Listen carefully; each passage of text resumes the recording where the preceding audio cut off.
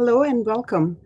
My name is Pallavi Swaranjali, and I'm very happy to introduce to you the first of a series of 8 webinars on design and culture, organized by the Canadian Centre for Mindful Habitats and the Hello Bachelor. and welcome. My name is Pallavi Swaranjali. I'm sorry. And I'm very happy to introduce to you the first of a series of 8 webinars on design and culture.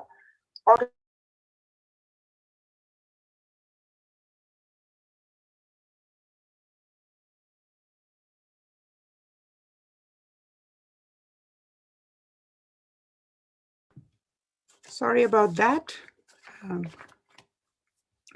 So welcome to this, one of the first of the 8 webinars that Mindful Habitats and the Bachelor of Interior Design program at Algonquin College has organized. This webinar series is titled Mindful Conversations, and it attempts to start multidisciplinary and cross-cultural conversations about culture and design. A pair of speakers are brought together in a conversation in this series that seeks to have cross-cultural conversations under 4 broad themes. These are technology and culture, regional and traditional cultures, socio-cultural nuances and the practice of design, and material culture. Today's webinar, titled New Continuities, features Riyaz Tayyibji in conversation with Shawn Bailey, discussing regional and traditional wisdom while contemplating on if and how these can be imported into contemporary design practice. The structure of the seminar will include roughly 20-minute presentation by our speakers and followed by a conversation and question and answer session. For all those in the audience, thank you very much for joining us, and I hope everyone is healthy and safe in current times. If you would like to ask a question, please do so in the question and answer tab that you can see on the bottom of your screen. If you are viewing us on our YouTube channel, you can ask questions in the chat box there. I will take this opportunity to introduce members of my organizing team here. Kalina Elliott, she's not on the screen, but she's been very helpful in organizing the webinar. Charlie Ford, Yaoyu Jin, Maitland Haney, Andy Polak, and Brooklyn Brooks, who's not here with us today on the screen. So our first speaker today is Riyaz Tayyibji, and I will ask Charlie to give us a brief introduction about Riyaz. Alrighty, hi everyone. So Riyaz Tayabji is a practicing architect and a partner at Anthill Design in Ahmedabad. He's actively involved in architectural documentation, research, and academics, and has been an associate professor with SEPT University's Faculty of Architecture. From 2014 to 2016, he was the coordinator of the Gandhi Heritage Sites mission, set up to document the buildings made by and related to the life of Mahatma Gandhi. He continues to research and write about Gandhi's buildings, and as part of his reconsideration of modern architecture in India. Riyaz has curated exhibitions on the architecture and urbanity of Ahmedabad, including his most recent project, The Stepwells of Ahmedabad, a conversation between water and heritage, which opened in Kanoria Center for Arts and the Sabarmati Ashram in 2016. The exhibition will open virtually in the Cooper Union in November 2021 and is in the process of being developed into a book. Riyaz has also written about historical and contemporary city of Ahmedabad and has published a guide to the city's architecture. Recently, he is the team lead at the National Institute of Urban Affairs, where he's working on heritage conservation plans for the medieval walled city of Ahmedabad, following its UNESCO inscription as a World Heritage City. So please welcome Riyaz. Thank you for joining us. Thank you all. Thank you, Pallavi. Thank you, Charlie, for that introduction. And thank you for having me here. I'm just going to share my screen and just check that the presentation is visible.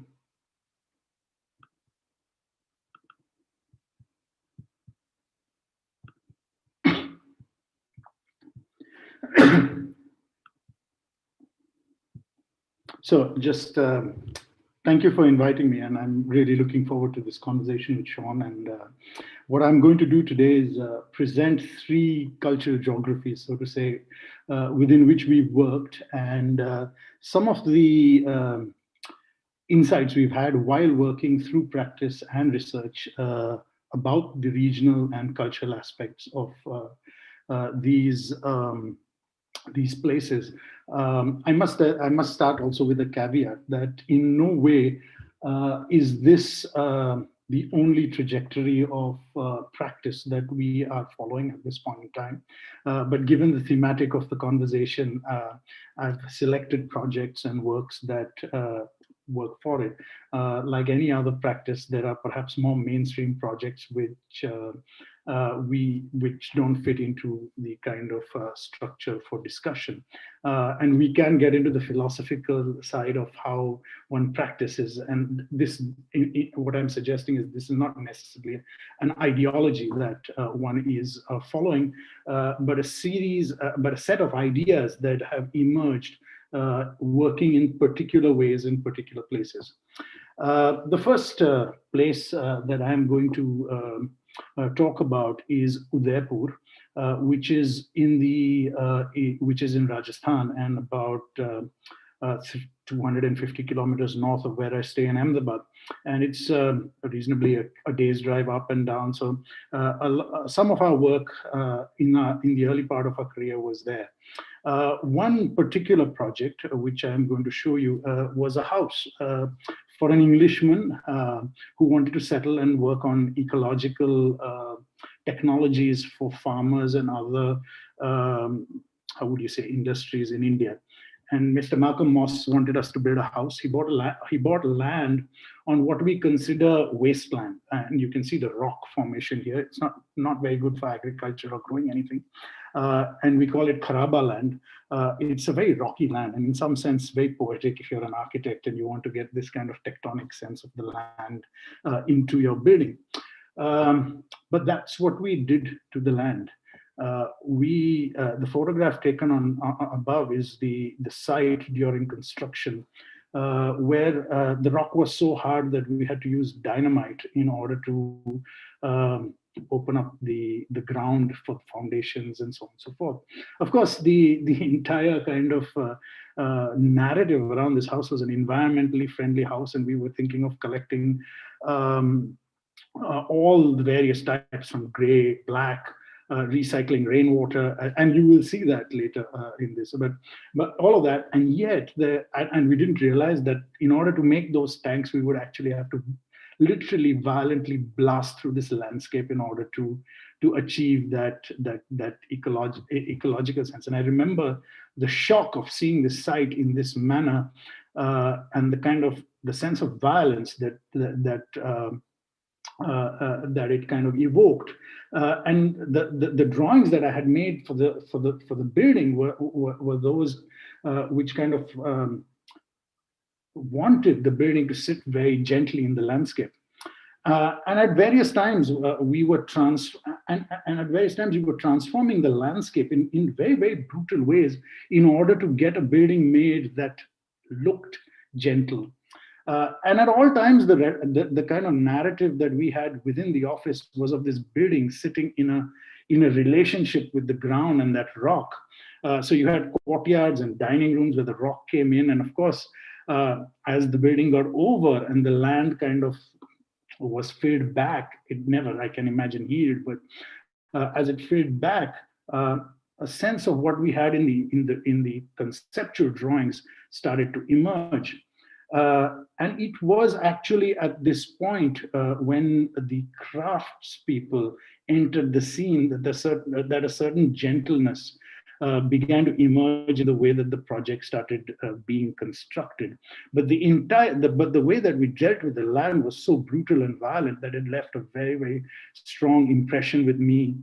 And this is how the house sits. I mean, I think it sits very gently on the side because of the way it's scaled in the ground, etc., the kind of horizontal proportions, if you like, and the way that those those roofs of the bedrooms were supposed to, in a way, mimic rocks in this kind of landscape. So as much as this seems to be, kind of contextual visually, I know what we did to that land in order to kind of get this. And this is the roofscape. There's so many kind of how would you say,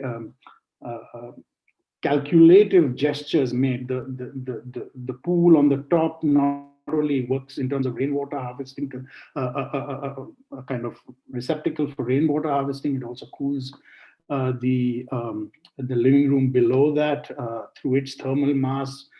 Interestingly, what we didn't realize when we were designing is it also keeps it warm in winter. It goes down to 2 degrees. Not what you guys have in Canada, but by Indian standards, reasonably cold, a reasonably cold winter. So my point is that I could present this as an extremely environmentally performative project, but that first, what you could call the first gesture, was so violent that it doesn't seem to kind of, it doesn't seem very convincing when you compare this with this. So, I mean, my point is to go back to this gentleness of the hand, and just what I'd like you to concentrate on is the gesture of the hand and the care with the stone is being dealt with. These little chips, which actually come out of hand breaking the rubble, is then carefully and painstakingly put into the mortar joint of this. And I think that this was the very stonework that was used for the exteriors of parts of this house. And I think the contrast between that violence and this was something that made us start thinking about how we build, not necessarily what we design. Incidentally, a few years later, we were asked to build in the same region of Udaipur with old material, some of it up to 400 years old, that our client had collected and kind of stashed on the site. And you can see some of the sandstone, some of the igneous rock, all kind of separated and put together. There were entire elements of buildings that were also bought from buildings that had dilapidated or been broken. There was this one instant when our client heard that a fort building had collapsed nearby, and that the stone was available for sale.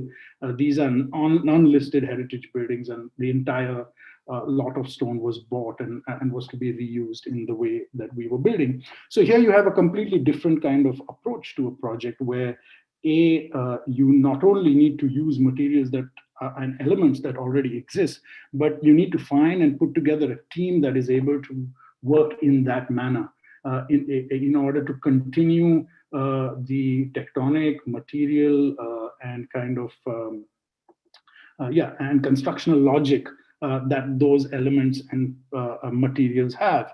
And in fact, our office set up base on that site and worked in putting together a team of craftsmen that worked with stone and got the project done. In fact, this whole process of then working with people proved to be something that challenged the way the office was working. I mean, the architect is a literate kind of professional who makes drawings and communicates through documentations of certain types. And we all learn this when we are in college. And the people that we were working on site and the craftspeople came from a much older oral tradition, and the communication started becoming a challenge. Who were we making these drawings for when they couldn't read? And it was not a system where we had a contractor who would translate the language of the drawing into the language of labor or the oral language of how to go about it. I mean, this was a craft-based system where the office was on site. And we started realizing that we were really making drawings for ourselves to remember what we were proposing. And really, we could talk out the information and the kind of memory and retention that the craftsmen had was incredible, and they could work with that. So we started using SketchUp and other visual tools to communicate rather than the more formal literate kind of mediums of a working drawing or construction drawing.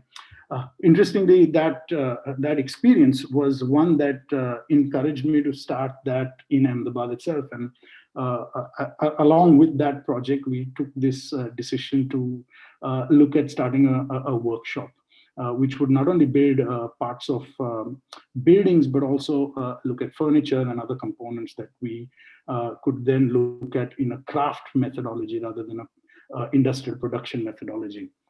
And of course, the proximity with material, the proximity with the craft, with people who perform that craft, completely opens you up to patterns and ways of working that is much more intimate with these materials and these traditions than if you're making a drawing in isolation.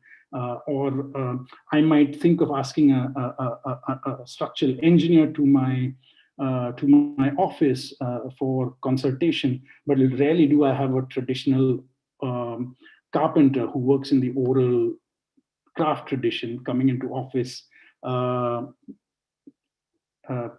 sharing his knowledge in the way that I work my design. Those formalities don't, the formality of our professional structures don't allow that. No, sorry. And what we were able to then do was make buildings which were far more, as they say, bespoke, something that we could be more engaged with, which allowed the client to also engage in the process of taking decisions in the material construction of things. Of course, there was another dynamic that was also there, that once you start a workshop, it has an economy of its own, which we didn't realize, and we started after doing things in a slightly different way, and we got sucked into the running of the workshop, which had its own kind of thing and took us into the world of retail design and things that we weren't really trying for in the beginning. But in order to keep the economics of the workshop going, it opened up other dimensions and directions of design development. So this is just, I mean, to come back to the Udaipur story, but just to tell you how you try something in one place and you try to make that into a kind of system, and that has a life of its own and pulls you in various directions. But here you can see that that what you've got is old building materials mixed with some amount of new ones, being brought together with a very well established and articulate craft system. I didn't make the drawing for each of, or the office didn't make the drawings for each of those arches. Those existed, and we looked at placement, we looked at relationships, we looked at junctions, how they would be resolved with the people who would actually make it. So this required a much more on-site engagement, and the kind of quality and gentleness and the choice of forms completely different from what I showed you about that house, which of course you can see has the huge imprint of an architect's ego, the first one, imposing on the project, on the program, on the form, which is not to necessarily, I mean, I enjoy doing that project, but this is something that's coming from the craft, from a client being able to also engage in the decision-making process as it happens. Can be quite tedious at times, because you're never quite sure if a decision is final or not, because it's always open to engagement. But that's some of the things that we maybe want to be able to discuss and talk about as to this open. On one hand, we valorize this open-ended process that is inclusive and allows for more and more people to engage. But at some point, decision-making needs to come in, and who makes those decisions and so on is something that we learned about during this project. The second project I want to take you to, or the region I want to take you to, is a little bit 100 kilometers south of Bombay, to what is now the kind of the elite, farmhouse area of Bombay called Alibag. But not very long ago, it was inaccessible, and to get there was very difficult. And the kind of dwellings, they were very, very simple. And this was a project that we did over a period of a decade. And this is how my client, who happens to be my mother, lived for 4 years in a thatch house that she built with her son and a couple of caretakers just to start living on the land. She didn't have much money to get this done. To give you an idea of what I mean by not a lot of money, the entire thatch hut was built for about $600. And that she lived in for about 4 years, and every year in the monsoon, the thatch would come back and come off and would be stored in a storeroom, and then put back. Now, what the interesting thing that happened in those 4 years is that she kept making adjustments to the plan of the house, with the basic plinth already being there and ready, and it developed through actual living and us making it each year, till such time that she had a little bit more money, which was in the order of about $10,000, in order to make it what we call pakka, which we would say pakka is a difficult word. What the best way that I could translate that is kacha, which is the opposite of pakka. Kacha would be raw, and pakka would be cooked. And what she had earlier was a raw house, which is like eating raw vegetables, the same kind of, you could say, materiality to it. And then when it gets pakka, it's, materials that have been treated with energy and kind of stabilized, like burning a brick, or a tile, rather than something that's just like bamboo would be considered pakka. But so the house goes through a process, and the first iteration, so to say, and that's what I meant. That's what I mean when I say incremental. The first iteration, which comes out of is that of just making it more stable, and then it gets into various cycles of how would you say, reiteration of stabilization, where in the first cycle, the entire house was planned so that it had no doors and no windows, except for 2 rooms into which all the furniture and the things that she had not much could collapse and go and get packed up when she left. And then it would come out every time she was there for a period of 3 or 4 months. And it was only after a period of about 6 years that she had enough money again to put in windows and grills and make it kind of a more permanent residence. And of course, the idea was always to get that sense of light and spatiality that went back to that old thatch house, the way that the light filtered through the coconut tree leaves, the way they're kind of woven, and that sense, but of course abstracted into these pakka materials, and that's how the house is now and is used. Interestingly, in this kind of process where you're constantly working with a design over a large period of time and adding, so there you can see on on the north side of the first house, I'm just going to, I can't use a cursor, it seems, but you can see actually that there's a small, I'm just going to kind of see if I can. You can see there's a small room which is a store, and then there's just a bedroom and a toilet, and the rest is all veranda in the middle. So that's how those were the 2 rooms: the storeroom, into which the kitchen would collapse, and everything else. And then in the next iteration, you add a guest room, and then you add another room, and they're separate, small little things that keep getting added. So that's the guest room that was added later, and it kind of responds to the tree and all the small things that you have: water, different gradations of different elevations of the ground, etc., etc.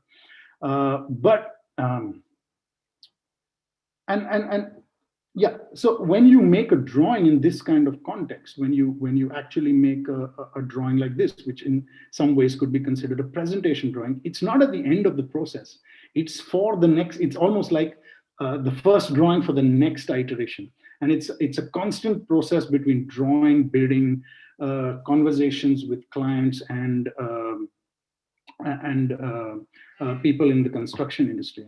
And of course, you can see the house stabilize over time with each iteration.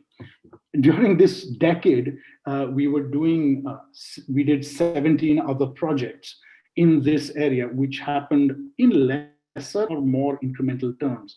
They all had similar kind of typologies. They all had similar materials, similar kind of response, the use of a veranda because of the climate that we have over here, et cetera, et cetera. So you get an entire family of buildings that are informing each other. The labor is informing each other, the material, the detailing and the kind of explorations in one project are of course moving to the other. These are all simultaneous.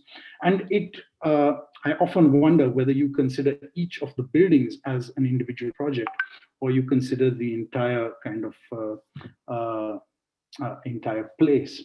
And there are projects which don't really necessarily have to do with building, like this swimming pool, which is a saltwater swimming pool, which the idea actually came from the client, who after some fairly rigorous internet research found that if you increase the salinity of water beyond a point, it retards algae growth, which is why you put chlorine in it in this climate, or ozone for that matter. And so by increasing the salinity, we were able to retard the algae growth, but then the water could be used because saline water is very good for harvesting coconut trees.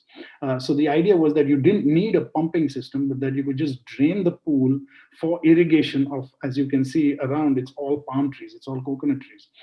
So to actually irrigate the coconut and casuarina trees. Interestingly, what happened, we wanted to bore water from as close to the sea as possible, assuming that we would get brackish water and that would already have a high salinity. But the more that the water was used, the lower the salinity got. So finally, we are having to throw in potassium and calcium chloride in order to keep the water saline enough. I'm not sure it's working out very well economically, but it was an interesting exploration that's been going on. So on one hand, because you're engaging in that landscape continuously, these kind of exercises, explorations can continue. As can taking care of the land, which I think is a very important part that we often forget because we're building on land all the time. This is a kind of creek that right in front is my client's land. And you can see there's a little bit of a fence around because they kept building walls in stone. And every time they built a wall, the stone mafia would up its price of the kind of illegal amount to be paid to them. And that became very, very expensive. So we actually came up with a very crude way of barricading this and then growing mangroves in order to kind of hold the soil, and an entire set of species of trees were grown on that edge to constantly kind of hold it. And it's been 4.5 years, and that whole edge is kind of held itself. During this time, we've also used drawing in a reverse manner to kind of understand you're working there, you're working with the land, you're working with water, you're trying to understand this landscape through the manner you build.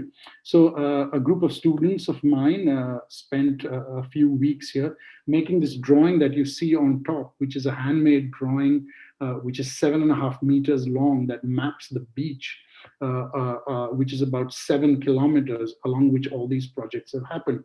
And if you take a cross section, which is at the bottom, you kind of get a sense of the cultural geography that is there right from the western coast of India, right up to what we call the hills, the Ghats, and how that kind of changes as you go deeper and deeper inland, and the kind of cropping that takes place, the kind of the relationship between the coconut plantations, which I showed you, vis-a-vis the orchards, and then the paddy and the other kind of agriculture that takes place, which is of course changing very fast. Given that Bombay has now, with mass transit systems, been able to connect to this area. So the kind of pressure on this land has completely changed since we did this documentation. And in some sense, it's going to soon become a heritage document rather than a kind of tool for engagement. And this is just to give you an idea of the kind of detail in which, and the manner in which we drew, kind of recording all the kind of practices. You can see that there's everything recorded from the kind of sea life you get in the rocks with the anemones and so on, to the kind of cropping and the agricultural and animal husbandry pattern at the back.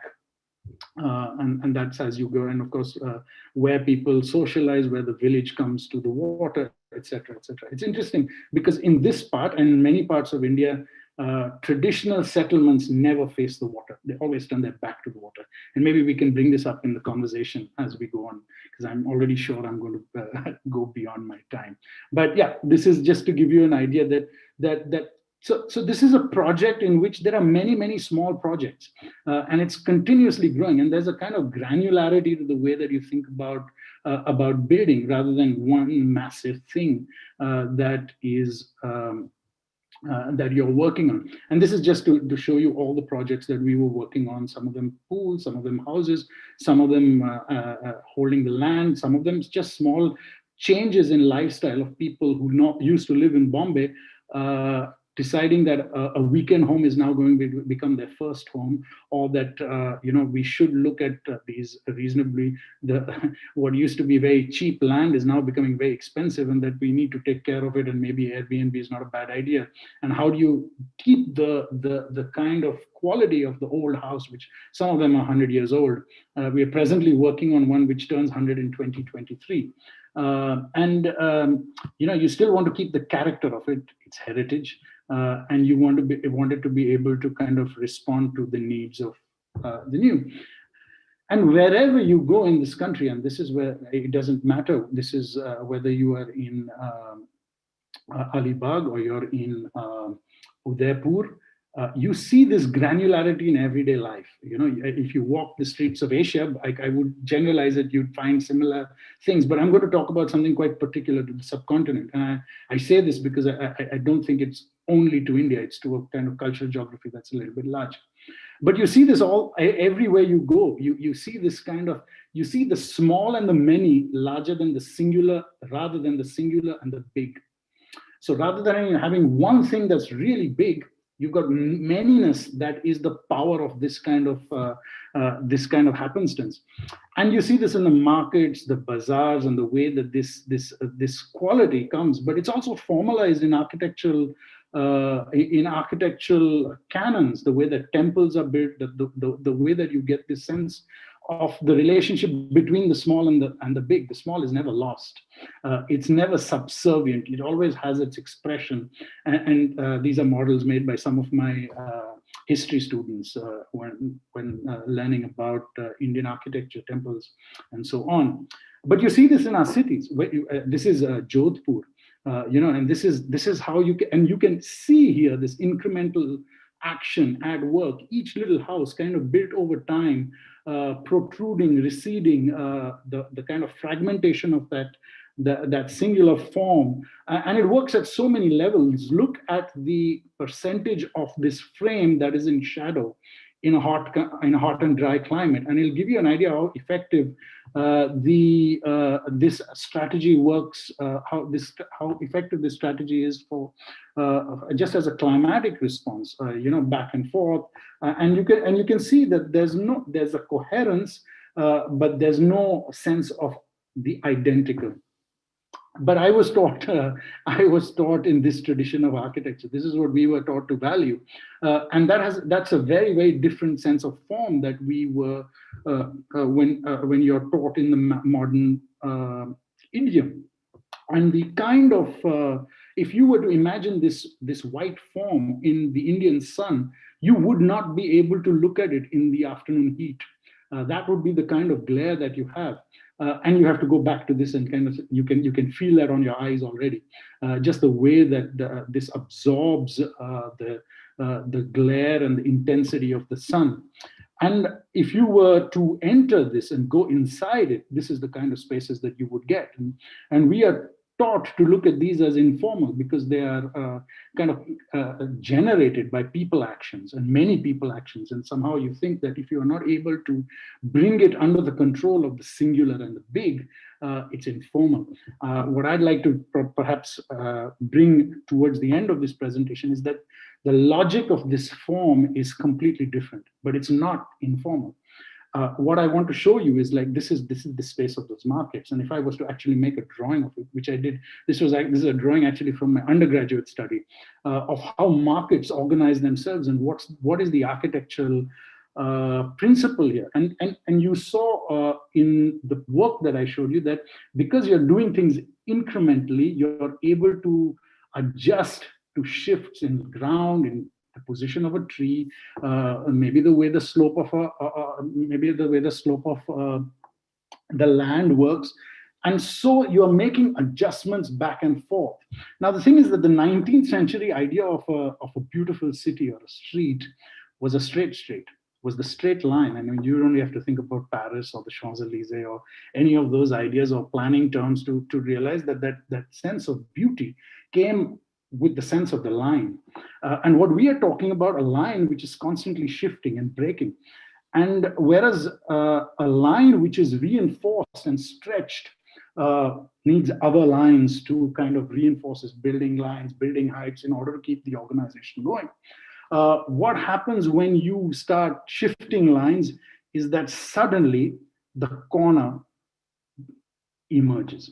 And this is a fundamental difference in the two ways that space is then made, because the line constantly reinforces what's on one side of it against the other. And so you get polarities, inside, outside, public, private, all those kind of things. Now, if you look at my drawing on the right side, where you've got the shifting line, when I break a corner, it's really interesting, because when I make a corner, I simultaneously get a concave corner and a convex corner. And the concave corner is always intimate. It's always the nook in my room, the library corner, which I want to hide in. Interestingly, even our body postures, we make corners all the time. If I want to get intimate, I will hug you, which means I make a concave corner with my whole body.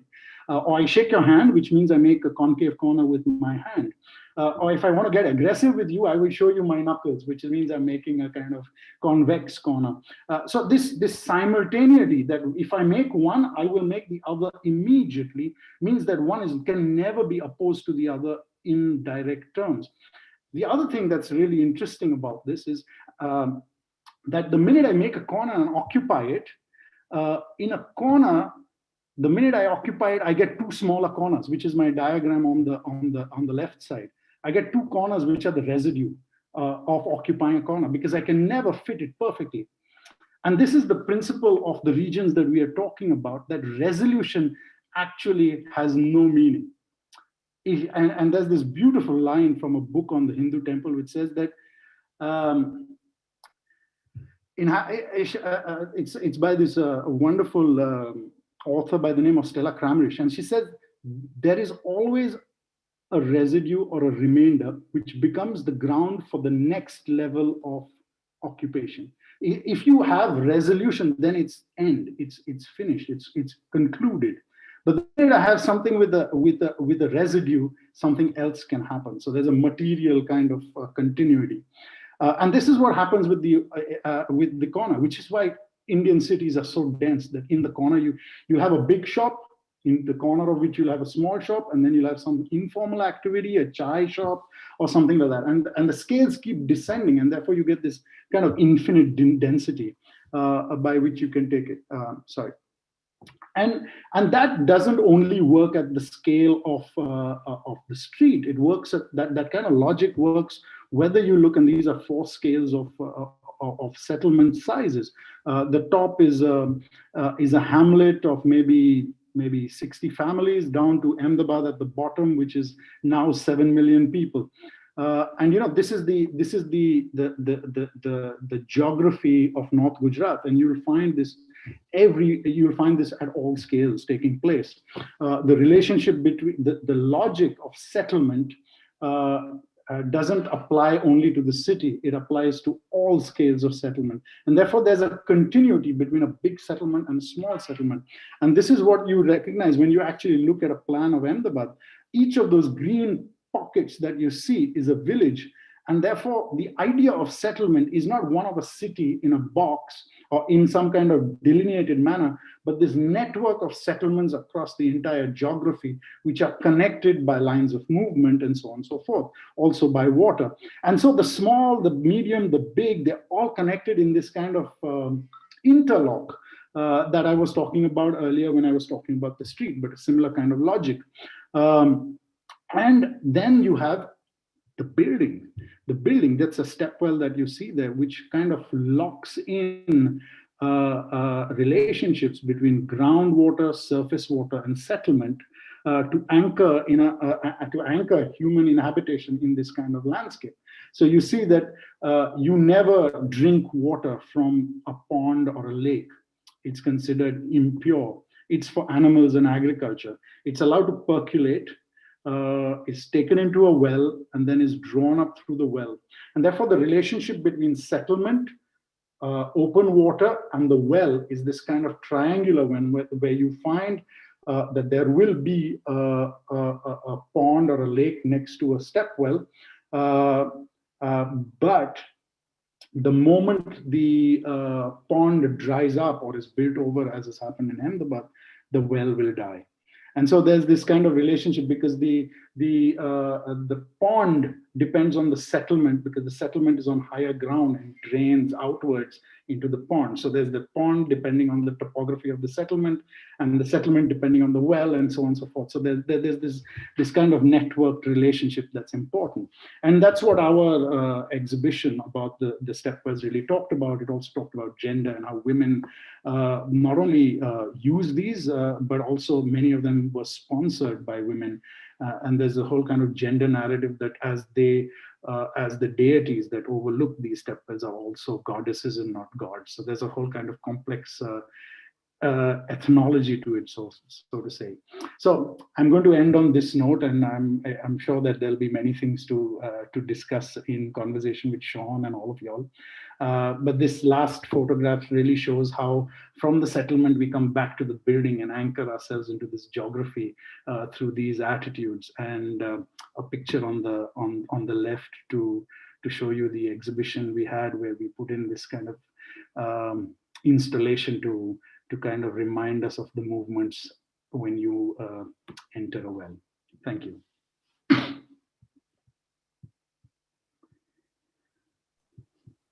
Thank you, Riyaz. That was very fascinating. And the binaries or the simultaneity that you bring in between violence and gentleness, and the process versus the final product, or the drawing versus communication. There are so many, I could go on, unification versus fragmentation, resolution versus continuity. I think those are great. We'll take those up once we get into the conversation part. But I would now invite Andy to introduce our next speaker, Shawn. And hopefully after I'm looking forward to the conversation after. Andy. Thank you. Shawn Bailey is a Métis architect with the Manitoba and Ontario Association of Architects. He holds a master's degree in architecture from the University of Manitoba and has 18 years of experience working on a wide variety of award-winning projects, from residential to institutional, industrial, and commercial, which include both new builds and renovations. His research focuses on collaborative design processes that seek to draw a connection to the land through Indigenous knowledge and perspectives. Rather than focusing on contemporary trends, his work seeks to develop an architectural understanding through processes rooted in story. Currently, Shawn is collaborating with a grassroots initiative, community members, elders, and knowledge keepers to help address the issues of homelessness seen in Northwestern Ontario. This project includes exploring how the application of Indigenous knowledge can inform a respectful way of negotiating with modern design thinking and practices while empowering the community. The Royal Danish Academy of Fine Arts School of Architecture in Copenhagen and MIT have conducted a series of workshops based on the material research from his design thesis. Thank you, Shawn. Thank you for the introduction, Andy. That's amazing. And Riyaz, before I start, I want to say that your work is super inspiring, and I'm excited to have a conversation. I'm just going to share my screen.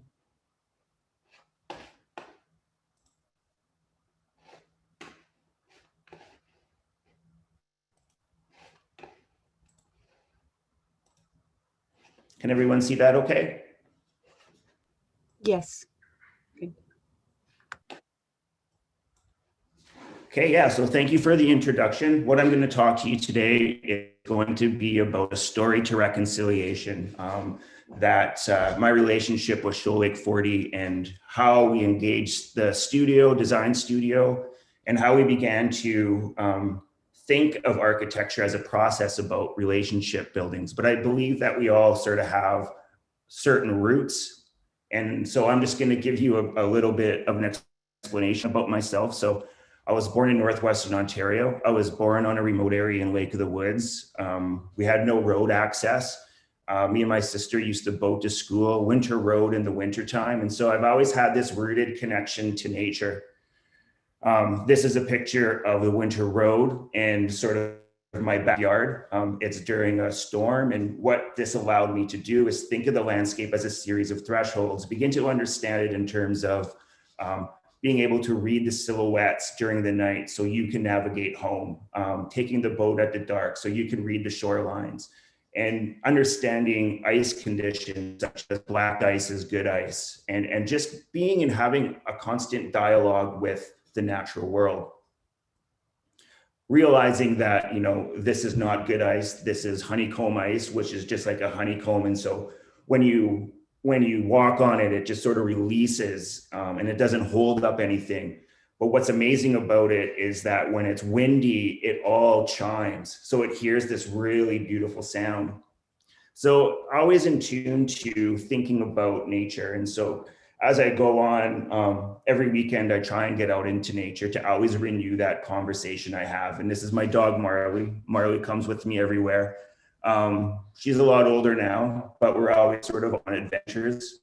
This is my daughter, Emerson, and I wanted to provide her with the ability to experience the land how I was born to experience the land. And so we go out lots and trying to teach her the value in the little things. And I think, those are some lessons how we can begin to think about design and architecture. This is my Shannon. She works for the school board, and her portfolio is the Indigenous portfolio. And so she incorporates Indigenous ways of knowing into the curriculum. And this is Marley again, which is also a therapy dog who travels around the schools. These are some of the implementations that she puts at her elementary school. So revived knowledge about how to process. This is processing wild rice. And it's really great because you see the Indigenous and non-Indigenous students really excited about this, and this idea of connecting to the land and understanding all the great gifts that the land gives us. Instead of prescribed playground equipment, this is sort of what's used: sticks, stones, working with nature, allowing that ability to think about the world in more of a creative way, rather than being forced to think about it in terms of pre-conscription. Harvesting, skinning a deer or a beaver, building forts, using rocks, learning, building that connection with nature. And so my path with Shoal Lake 40 started in 2017, and it was this design competition, and Councillor Roxanne Green from the Nation presented at the university, and I went to speak with her after. And there we decided that we would do a design studio together where we would use the community for students to address the harsh housing crisis that we see across Canada. Just to give you a context of the housing crisis, I traveled to 7 northern communities this past summer, and we got housing data back. And from one community, 97% of the homes were full of mold and weren't suited to live in. So these are the sort of issues that are beginning to happen. You're seeing prefabricated housing just plopped into the communities with no really respect for culture, and no acknowledgement of the land. And so this design competition was based on a series of key concepts, and you could either choose one of these concepts or you could choose to do them all. So vision, the place, sustainability, the growth, the flexibility to adapt or accommodate that growth, and so how do these housings get funded? So Shoal Lake 40, so I'm here in Kenora. This is where I live, Northwestern Ontario. Here is Winnipeg. and Shoal Lake 40 gets its water from Winnipeg. And so there's this main aqueduct that travels. And what this did was it severed the community from mainland. And so they don't even have, for decades, they've have no ability to drink their water. Meanwhile, Winnipeg reaps the benefits of obtaining that water. They were also the aqueduct that travels through the community, forced them onto a really poor grade of land compared to what they were used to. And they, for a long time, didn't even have road access. You'll see later on in this story, you'll see the construction of Freedom Road. So they do have access now. So this is a picture of the canal going through the community. This is what severed them across. And this is the barge they used to get back and forth to mainland. So Amic, this is Ojibwe for beaver. And so they would drive onto this and they would shuttle across the neighboring community. So not only did this aqueduct and this boundary create physical tension between the landscape, it also created physical tension between the community, neighboring community, because that was the only way they could access the barge location. And so there was always conflicts in funding, who pays for the road, you have to help for the road. And so all this colonial impact just created all this devastation. And I think firsthand is acknowledging that. And so how do we begin and how can we use architecture to acknowledge and sort of rebuild that connection? And so the first is going to community, talking to community. So this is the students, this is our visit to Shoal Lake 40. We're talking to Councillor Roxanne Green and they're telling our story. And one thing we noticed is that they really wanted to tell their story. So this is a feasting shelter, their old feasting shelter, and this is sort of the landscape which you're situated on, and this is sort of the winter road that accesses the winter road from mainland. And so there has actually been lives lost trying to cross this when the barge breaks down, trying to go across, and it's just this really, really crazy experience. And so this is in the community. We toured it. We talked about the land, what's important to them, about the culture. And it was really quite sad because their needs are so based on the basic human rights that sometimes the conversations never really talked about what they imagined their culture could be. So it created this rift of they weren't even able to really consider what it means to be cultural. And so teasing this out with the community and sitting with elders and knowledge keepers, we began to do a series of designs. And so this was a student's design for a house that celebrates spiritual and cultural connections to the land. And so the architecture of the housing aims to form a symbiotic relationship with the homeowners. So allowing these moments in the architecture and design and interior space to sort of have this conversation beyond. So he was paying attention to views, location, sort of keeping track of experience such as dining and having this constant reminder that nature is beyond. Also the idea of what does it mean to bathe and sort of the sensual experience, and also the conditions that are within the house that are created from basically the elements allowing to come into the architecture. Through our conversations with the elders and the community, it was acknowledged that certain families within the communities would sort of gather on peninsulas, and they would like to gather in together and sort of create this bigger notion of family. So this house, the Hubbard, kind of described that. It was about a series of housing on the land, but what it did, it created a sort of a smaller community within the community. So it had the sharing hub, it had different plans for the housing, different sizes, and creating these intermediate spaces between the housings for the community and to interact and play. And you see sort of better visuals of what's happening now. And of course, the use of natural materials, but storytelling always sort of came up, talking with the community and how it situates in the landscape. Also, the notion of empowerment. How can architecture be used as an empowerment? And these are, this is when I'm first really working with the community. So it's a learning process. So this is the first time I'm hearing all these things. Why can't we build our own homes? How do we begin to manage this housing crisis by learning how to take care of it ourselves? And so this idea was using timber from the land and learning and teaching and creating sort of this business idea on how to build and take care of your own house. And so this program also had a store in it because in the community, there was no store. So they had to depend on always stocking up because there was no road access. So designed to empower, how can architecture begin to facilitate that?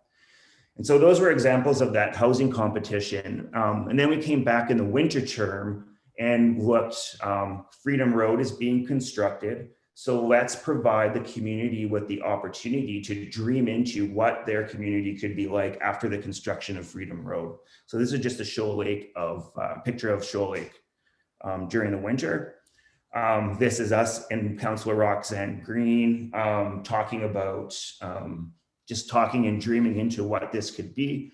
And what was really, this picture is the plastic water bottles. So because the elders always told this story, because, the introducing of all these plastics is that and no access to the road, their garbage dump over the past 20 years has just grown sufficiently and they can't even control it.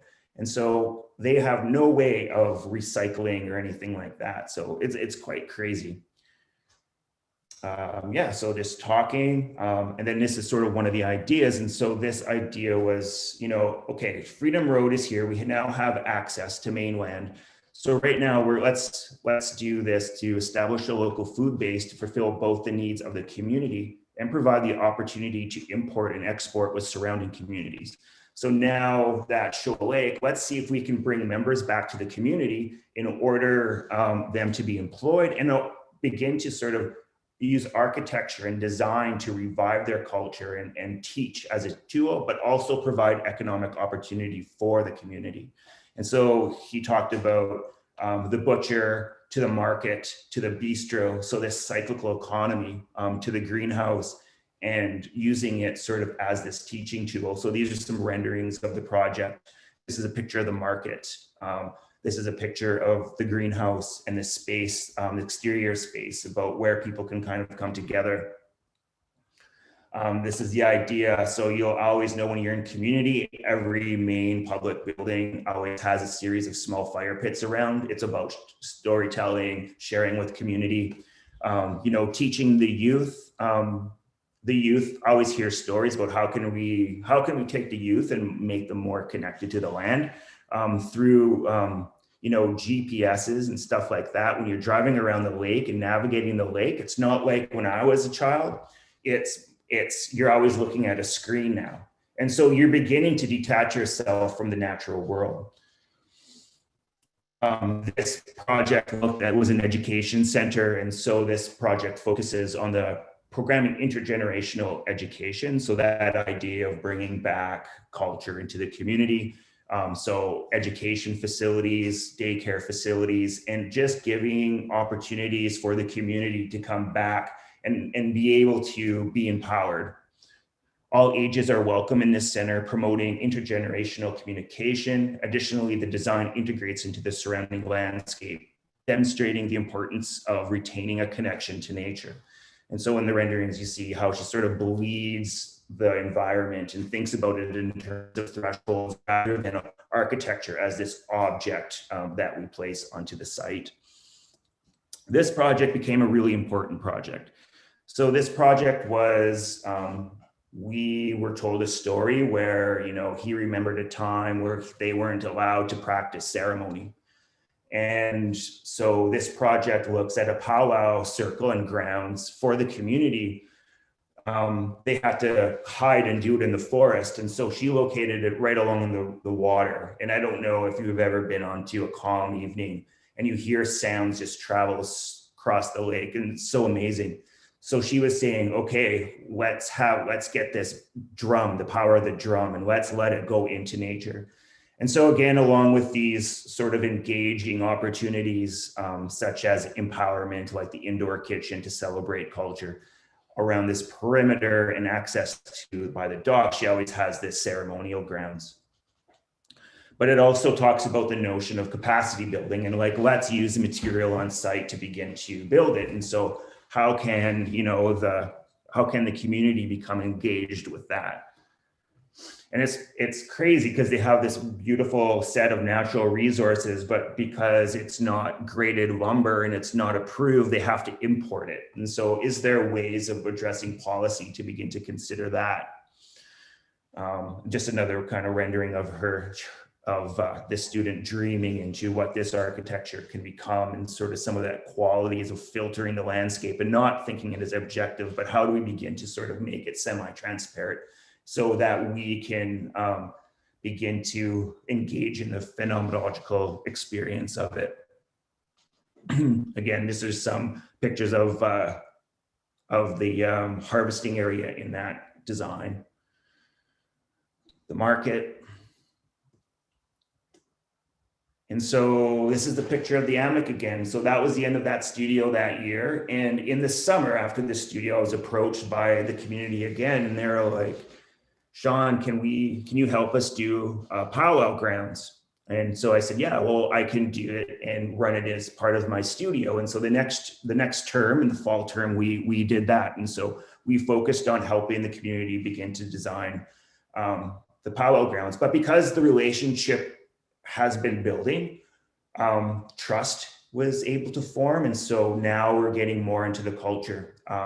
We are being shared harvesting ceremony. And we started this project by doing a pipe ceremony, and where the elders kind of sat around and had us do this tobacco tie where I put in tobacco and the next student would hold it, and then they would put tobacco in, and it was this big long tie. But actually what it did was grounded everybody, because when we got there, we were all nervous. There was nervous energy. But through the act of making the tobacco tie, it eliminated that. And it also gave the elders, told us that after that, it was a way of beginning to see how well we can all work together. So a really interesting way. And I think that notion comes back into another project as well. So this going on to this site. The elders selected a powwow grounds site, and that's in the site location. So it's a really beautiful site. And for some reason, it has this beautiful circle around here just asking for it.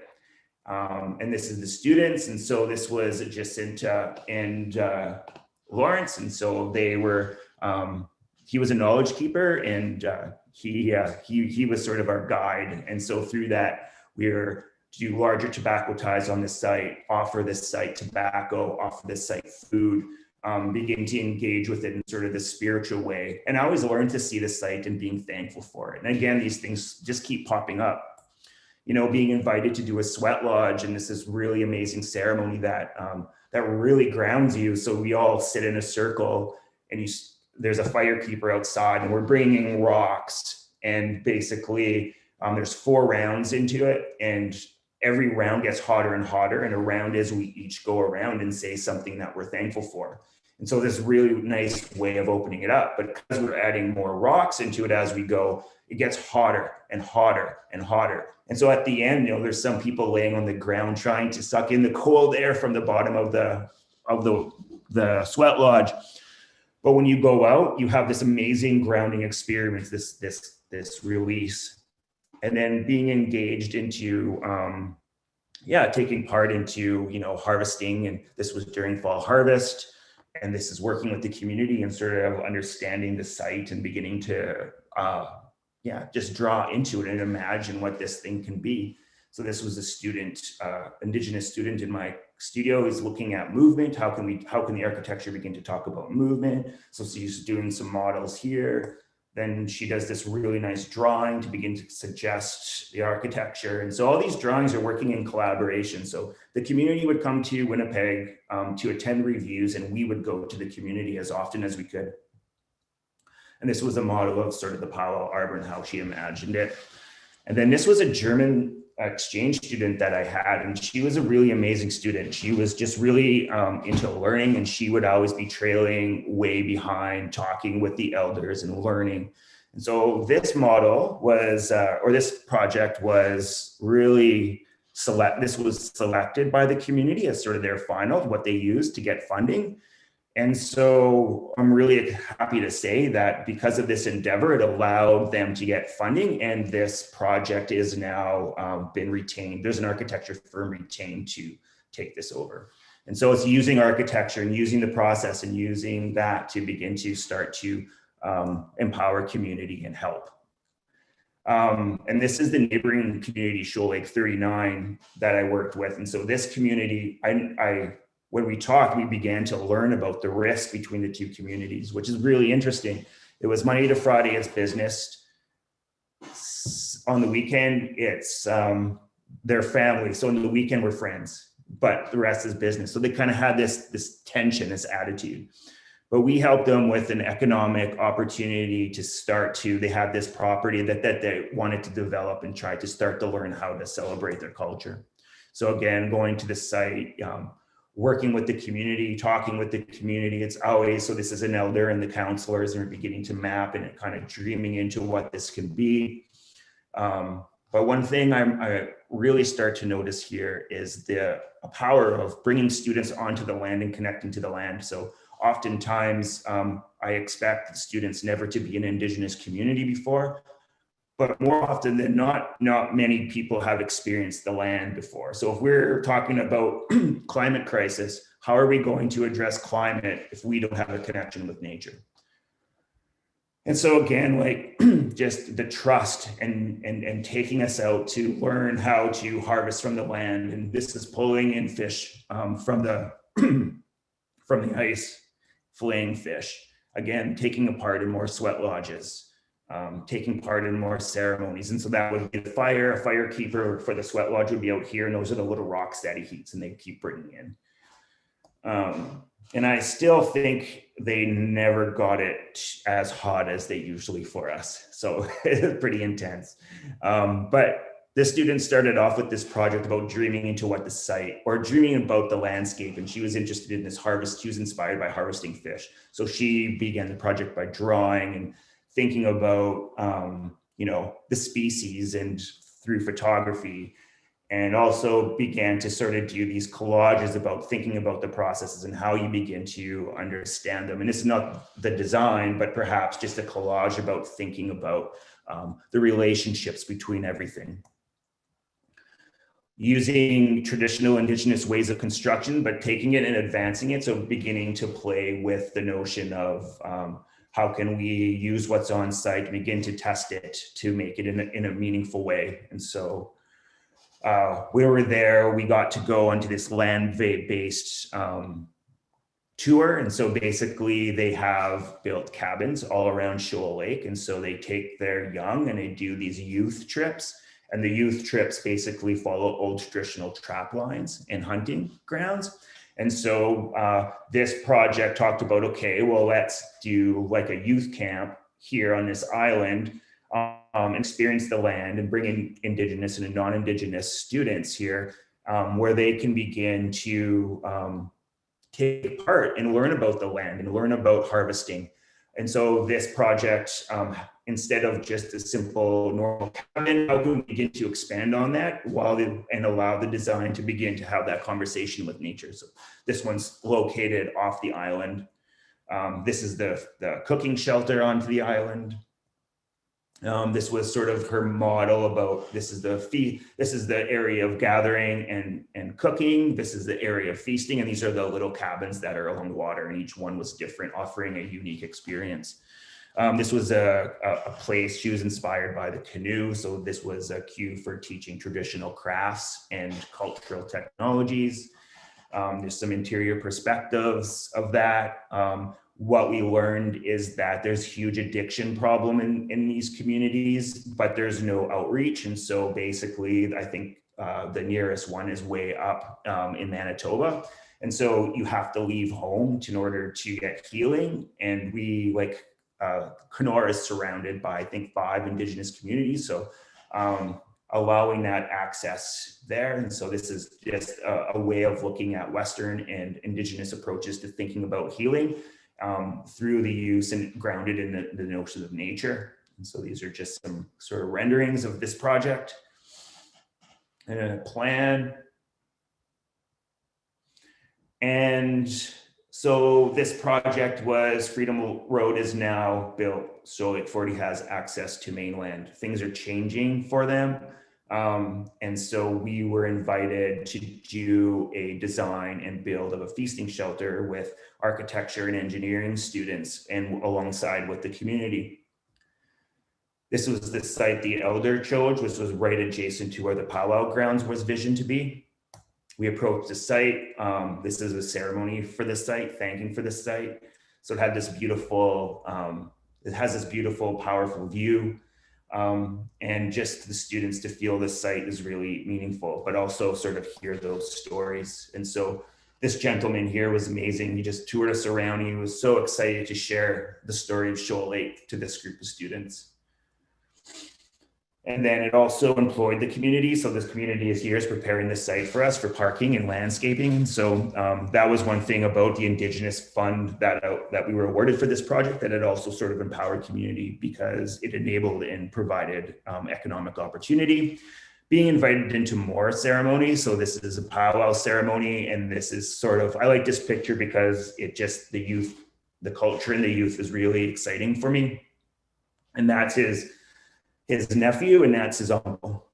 And this gentleman has been doing a series of, during these hard times during the pandemic, he's been going onto the winter road and doing these powwows, and they're really nice, and they're on YouTube.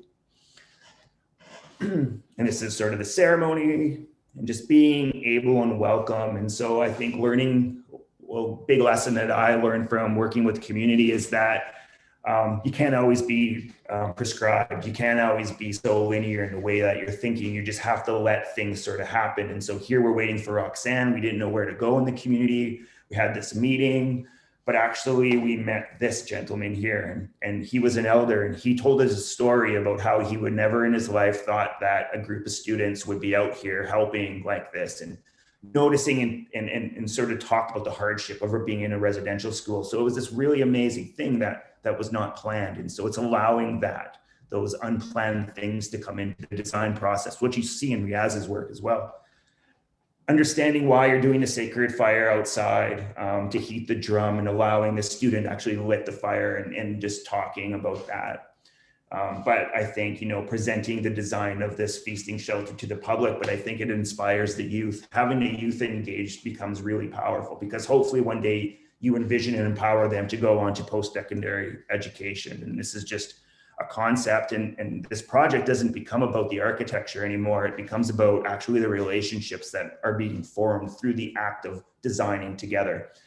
This is Elder Mead on campus, who actually would come and test, always ask why. And so we really appreciated that. I think that was a really powerful thing. And so we prefabricated the building in Winnipeg, and the community took care of the foundation. The idea is that we came together and built the thing in the community together. So again, everything in a shipping container, shipped to the community while the community is working the foundation. I'm quite stressed out because this is Saturday and we arrive on Monday. So, but you have to always trust that it all works out. Very powerful image, community member and a student beginning to erect this architecture. And I think I arrived on site. We arrived on site. The community and the youth were on one side, and the students and myself were on one side. And I was really feeling weird, and I was running back and forth, making bad jokes to try and get everybody working together. But actually, the power I saw in architecture and design is that through that act of making something and being engaged with it, that's when reconciliation happens. And then you begin to see it just kept growing. This relationship just kept blossoming. And, this gentleman teaching how to construction techniques, because none of us are carpenters, community member and student just hanging out. This is when we erected the first bench, and it was this really exciting time. Just engaging and learning from each other. And then we would, at the end of the day, this was where we stayed. We were 1 week in the community. we would spend the evening sort of on the water and just engaging with it. Community members, we got to go fishing. So this gentleman took us fishing, and yeah, it was just so amazing. And this is his famous Cajun walleye. And so this is 10 o'clock in the morning. He got up and he made it for us, and he brought and gave everybody on site a piece. Again, community members staying with us in the evening and having a fire around the camp, this community member fishing, sitting and hanging around in the evenings, Councillor Roxanne Green sharing stories. But it's this picture that I think shows the greatest reconciliation, and that's like, okay, the design process built a relationship. And so everybody's sort of hugging at the end, kind of sad to see this project end. And so I think there is opportunity in thinking and rethinking how we think about practice and trying to push it in ways I've seen in Riyaz's work in order to make it more meaningful and impactful. And that's it. And I went over, and I'm sorry.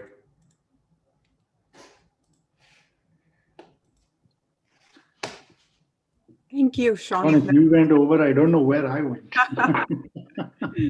I think everybody's enjoying this. Nobody's looking at the time. So I think we are good, but definitely some very interesting overlaps between both your works. And this, for me, because, we are trained in that tradition of thinking about design as a one-time solution, as something where we are probably eliminating the clutter.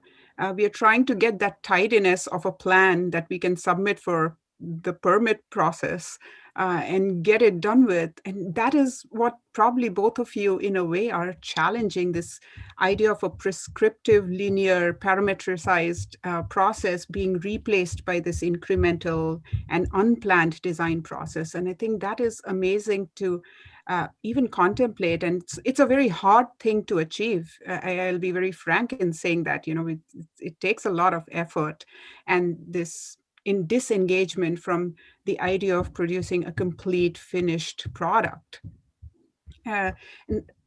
Let's hear your thoughts on it. And one or two things that I just wanted to, these were my thoughts when we were, this idea of language, the idea of representation in terms of the drawings that you showed to us. And these are very, I think these emerge from the kind of design process that you're taking. So I'm looking forward to what you think of it. Yeah, and if I can just tell Shawn how inspired I am by that presentation, because I mean, and this sounds contradictory because it's an architectural one, but because of how far the buildings recede, and that's always been my kind of aspiration, that life comes to the forefront. And I mean, just to see those photographs where it's not just people and their relationship, but relationships with just this incredible, this vastness, which I felt even across the screen. So I wish I could do, I wish I could withdraw as an architect, the ego of the architect in that manner, and I really have to say that's what I appreciated the most about what I just saw. So thank you, Shawn. I mean, but I had similar kind of things I wanted to talk about with you in terms of drawing, and because you did mention that that's something that is important, and it occurred to me when I was seeing some of the drawings of your students, is that there's a shift from, let's say, there's a difference between the way you look at it and the way you guide them, is that what you draw is very important, like whether it's a fish. Whereas I think in some sense what architects, and I think what we get caught up in, is how to draw. And then you're still within the kind of framework of architectural drawing. So I just wanted you to kind of perhaps respond to this. Yeah, well, Riyaz, it's something that I've been really interested in, especially as of late, because it's sort of what I began to notice. And it's like about the idea of decolonizing the design process in a way. How do you treat it as these notions of threshold? And so This studio is this one I'm doing right now that we're working with the homeless community is where I sort of sat and I think, okay, well, how can we decolonize this process? And so we kind of worked and we came up with this, and it's these are Ojibwe terms. So one was Dinakamagad, and there is a certain place, a land, a ground, a landscape, and an event, and it's in a state or a condition. And I think we have to spend time in those conditions to really understand the place. And I have a photographer, it's Chris Boucard, and he said that's one of the greatest gifts that we can give is taking time to understand. And I think that's really true. And so how do you show that story? And so you process everything, and then you have this next one. And I think this one's really important. And it's Antoten, and it's listen for it and wait to hear it. And I think it's something we kind of struggled with at the beginning. And it was the notion of like, don't rush into drawing the thing. Think about the thing first. Understand what you just sat and experienced, but then draw it in a way that you're not, let go of the ego and try and let the notion of pure creativity come out. And I think that is inspired from Shekhar Kapoor, the director, who always talks about getting himself in this state of pure creativity when he's drawing, letting go of all those voices and having the students not focus. Am I drawing this wall white, right? Or am I drawing this? No, forget about it. Like, use the tools that your heart is telling you to use, and the good will come out of that. And what we want to learn is how to see that good. So you, I mean, what I'm understanding, and please correct me if I'm wrong, is that really drawing is a kind of how do you call it? It's partly a ritual of intimacy with that context or whatever it is, whether it's the ice or the fish or the tree or the cabin. It's a process that allows you to take that time off, listen, imbibe, take it all in, but you're doing that through first doing that and then drawing. But the drawing is a kind of bringing together of those sensations that you have, something like that. That's what I'm getting from it, which I think is wonderful to think about. And I really got that from where your project were working too, especially when you drew the condition and your students have that really beautiful sight. You could actually, maybe you don't understand the site, but I could understand how you and the student saw that site. And I think that's really impactful because, you know, it's not so much representing the object anymore, but it's representing nature as a threshold in a way, and a series of experiences. Yeah, also in some sense, it's trying to understand your relationship as your relationship deepens, because you keep returning. When you work with this, and I mean, that's also what's where I see a lot of overlap, that it requires you to return and go back. So, you know, this idea of a project where you hand over and leave, that's not possible. And I think that the going back and the returning makes you ask questions that you need to clarify in different ways. So you draw the first time, and you think you're drawing the same thing, but you're not. But the drawing 4 years later is not the same. It might look similar, but what you are trying to clarify, which you may not be able to put in words, is emerging through that drawing. And unless you trust the hand and the eye and your apparatus to be able to recognize, to register what's around you, you can't do it. So I don't know. I felt very excited seeing that process of drawing, Shawn.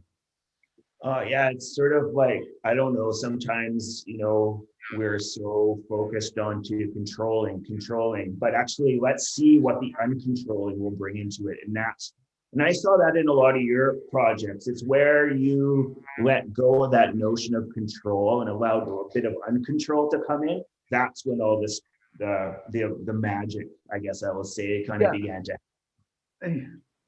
Yeah, I you know, a very early experience that kind of I had, which I don't know, I have a lot of resonance seeing your photographs. This was when There was an earthquake around Ahmedabad, in Ahmedabad.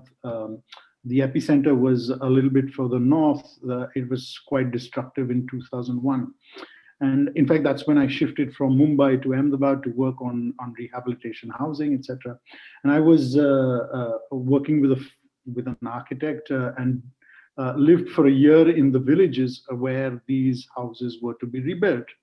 And we were doing about 1,700 houses. And the approach was like a menu. We had a kit of parts, talking with the community, much like you were doing, sitting down. And finally, the approach was that we were going to design for each and every single one of those 1,700 separately, as if they were a single client each, and then allow it to go. So my routine was every morning sitting with about 10 and then another 10, but it was a kit of parts. And it went very smoothly till about 2/3 of the way, and we met a community which are called Vagris. And we had 1:50 scale models, we had drawings, we had, we had so many of what we used to call PRAs, these community kind of engagements. And this community just wouldn't engage. You could sense that they were nodding their head saying, yeah, it's okay, we'll go with it because you guys said. And we were working with sociologists and guys, and they were saying that till we get a full buy-in, till these guys are totally communicative and kind of responding, we aren't going ahead with this. And it was this one moment where one of the sociologists, who now has become a really good friend, decided that this architect nonsense is not working. These models, drawings, they don't work. So he told me, what you do is you take this drawing and draw it 1:1 on the earth. Shawn, I can't tell you, the moment I did that, the entire bloody community wanted to participate in that. And then, I mean, later on, we were talking with with the social team. And one of them had an anthropological background and somehow made this connection that for them, the very act of writing is an abstraction. And that abstraction cuts them off from the reality of, and the minute you made it real, they engaged with it. It was like, it wasn't on paper. That paper, they couldn't make that, like this 1:50 doesn't work for me, man. So yeah, and then like it was a 5-day kind of everybody wanting to shape that thing. So it just, I mean, this way of engaging and just trying to find out how communities respond, for me is just something very exciting. Yeah, I have a similar story. So this fall, when we first started working with the homeless, we did a workshop, and I'm a big fan of technology, and we can't meet in person. So I had Zoom, I had all the students on Zoom, and I had like my iPad with the Apple Pencil, and I was going to start drawing what the community or what the street family kind of wanted to in their like tiny home. And it was failing miserably because it was a little screen. It wasn't doing it. And finally, the girl that sat next to me that was part of this grassroots initiative went into the room and grabbed this big sheet of paper and like plopped it in the middle. Everybody grabbed a sheet. They all started drawing. All the people, the homeless community started drawing and imagining their own house. And it was like this really amazing experience because all their intuitive ideas came out on this paper, and they had really great ideas, and they felt part of the process. And I think, it was this really amazing thing to see. And they had really good ideas, and they knew how to heal, but they needed an avenue to sort of share that. And I think that was a really nice way. And so I have this like drawing, like what they have here. And so it's like this thing that they drew, and it was like my community, I would like a barbecue pit, and they would also bring out their sense of humor, a disco ball, pet friendly, a place for security, safe injection site, like all these like really things that we wouldn't have thought of. So it was really amazing. Right. No, I mean, you've used this word colonize and decolonize quite a bit, and I was just wondering because one of the kind of conundrums, I showed you those photographs of indigenous towns where you get this beautiful shadow and so on and so forth, and the big conundrum that we are in India is that when you're learning architecture, the best examples of indigenous, the best examples of cities or even sometimes houses are shown to you, which are built by people who are not architects. They aren't trained architects. So on one hand, you're saying that, oh, the best buildings and the best towns are designed by people who just know what they want. And of course, you have maybe there's a certain, and historically there's been a guild system and they know how to put parts together, which means that, well, and that's my experience, and I'm curious about yours, that most people know how to build or know what they want in their built environments. And in some ways, the professional and the colonized way, in a way, makes them feel insecure about that knowledge that's embedded in them. I don't know what your what your experience with this has been, Shawn. Well, I think working in community, I realized that the housing that is imagined are the ones that you see on Home and Garden TV as being their dream home, right? Okay. But that's because they've never really questioned how they live and what's valued into them. And so I think that as soon as you start to work and sort of share the story and understanding the context with them, that sort of begins to open up a language that is not from what is seen in like magazines. And I think it's again that idea of sort of, you know, how do we as architects more like treat it more as a story? And so story being, how do we begin to make a story together while thinking about your home? But what are the stories that you want to tell in that home as well? And I think when those conversations come out, you think about it in terms of verbs and engaging, and then that's when meaning. It can still look like that Home and Garden home, but it is more catered to how you perceive and interact with the world and your family. I think the idea of story is such an interesting thing, and it allows you to move away from. I think, Shawn, you use the word objective landscape or objectivizing the landscape. I mean, there's so many. A story allows you multiple narratives about where you live and how you live, and you know, I just think that allows you to think about program and communities in so many different ways and arriving at it. Yeah, sorry, go on. Oh no, just like that store, that notion of story, like when you were talking about the traditional crafts, people like taking apart, and you sort of like realized what else is possible in terms of architecture. And so it was really nice to sort of that story engaged in your work too. That's because without that, it wouldn't have been the same, right? So it's really nice. Right. So, I mean, I'm curious. Do the stories you take to them? I mean, is that because a lot of architects, when they go to a client or they go with even to a community, they take architectural stories or architect stories to them, and in that sense, they wear their professional hats. Have you had to remove yours? I certainly had to remove mine to work with both landscapes and people. I mean, any. Sorry. I had to take my professional hat off in order to right. engage in that way. I think. I think that if you just go there with a good heart, and so things just sort of come out, and the trust is gained. And I think through good intentions comes good work, followed by hard work, of course. But I think it's just being open and listening, and maybe not talking as much.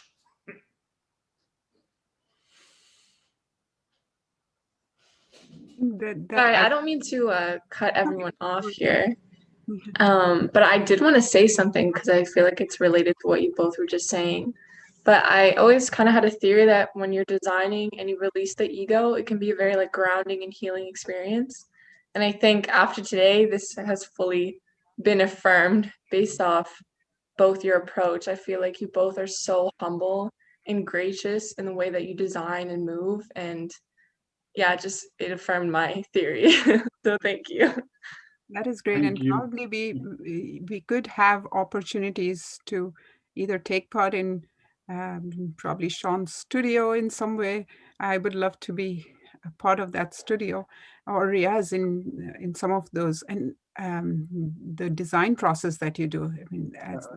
the No, drawing. firstly, everybody has to come for a holiday. Then we'll talk Yes, about yes, with that will be the first step. yeah, I mean, like on the beach, what are we talking about?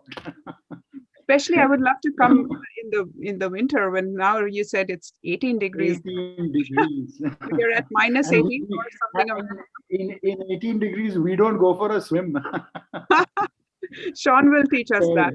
Sean will probably go at 0, but no, Sean, the other kind of sense I have is, only working with communities, I realize what professional angst means. As you get more and more into communities, my sense has been that in some ways you become more and more part of them. And then the question of doing something different or new, which is so much a part of what architectural, I don't know, hegemonies kind of push, that every project has to be new, or that suddenly disappears. Or at least, let's put it this way. I mean, you get that within communities that I have to be different from the other guy, but it's a very small difference. It's a personal expression that gets that's pushed through. And I find that hugely kind of a relief, actually. I mean, I was discussing this with a colleague and very close friend that, when I build in Alibag, I know that the dining table will be in the veranda. It's going to be out there. And it's not that you're going through those program diagrams and kind of wondering whether this is the shape of the house or these are the relationships. You know the relationships from inside. You know what eating is. You know the activities. It's no longer a function that is abstracted, and you know that whether they study in bed or they study on the dining table. You don't need another study for them. If you know what I mean. I'm just saying that you, from inside, you know how this works, and then the shaping together becomes much easier. Yeah. Thinking about it all the time, we have sort of this innate, I think, as designers, ability to almost feel. Like, I think through listening and through feeling while you're engaging with community, that's where meaning comes out in a way, right? So it's understanding, just taking the time to listen and just being engaged in sort of this really nice and gentle way, and allowing it to sort of transpire out. We know the distances, we know how far things have to be apart, but it's allowing sort of their innate ability to come into the process a little more, I think. And it's finding ways of doing that. And, Riyaz, I think like where you have the traditional crafts people going in and providing that context makes your project so rich. And do you and all of this, you have to have a level of patience, because you have to realize that things are not going to happen on the same speed as practice wants, and the economy wants it to go, right? And so how do you deal with that notion of patience? So yeah,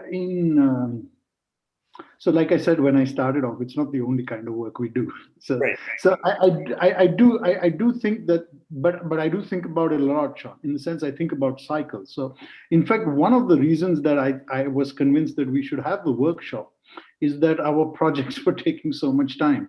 And that I needed, as an architect, I needed as somebody who wanted to hone my craft, to even keep up with or to take it, to hone it to a level that the crafts people have. I mean, you have to be able to think that manner. I wasn't making enough. So I was making a building every year and a half. And if I was only going to make buildings, then I felt like my creative growth, just in terms of skill, was going to stagnate. So I felt like the workshop allowed me to do a table every 3 days. I mean it like that, and the logic kind of then allows you to work on things which are a little bit quicker and a little bit faster and a little bit slower, and then you kind of work on that kind of as you can. Of course, it's not always it's not always in your control. I mean, suddenly all the fast stuff comes together and you're in trouble. So I mean that happens as well. So yeah. That's funny. That's because that notion of a workshop and allowing that to explore. And so I actually just moved out into the country, and it ended up having some forest. And so that's sort of the plan, is to sort of build a workshop for the students and begin to start to think about, how can engaging with the forest begin to sort of like stir up all these self-built sort of projects and design builds. And I think, I don't know. I just think I'm excited for it. And I was actually really excited to see that you had a workshop. I was like, so yeah, the interesting thing was all the things you never thought about when we started the workshop. I mean, we firstly, I couldn't have done this in many other cities in India, because just the real estate would be so expensive. I certainly couldn't have done it in Delhi or Bombay. I could do it in Ahmedabad, because it's what we call a second-tier city, which is still 7 million, but that's okay. And I had to take a space in the industrial area, which means there were other workshops there. And you don't go there intending to make relationships with a welder or a fiberglass a workshop, or somebody who does sandblasting. But these are the guys who then, over time, and then you start thinking about projects or work. You think about work because there's a proximity to a kind of skill. It's as simple as that.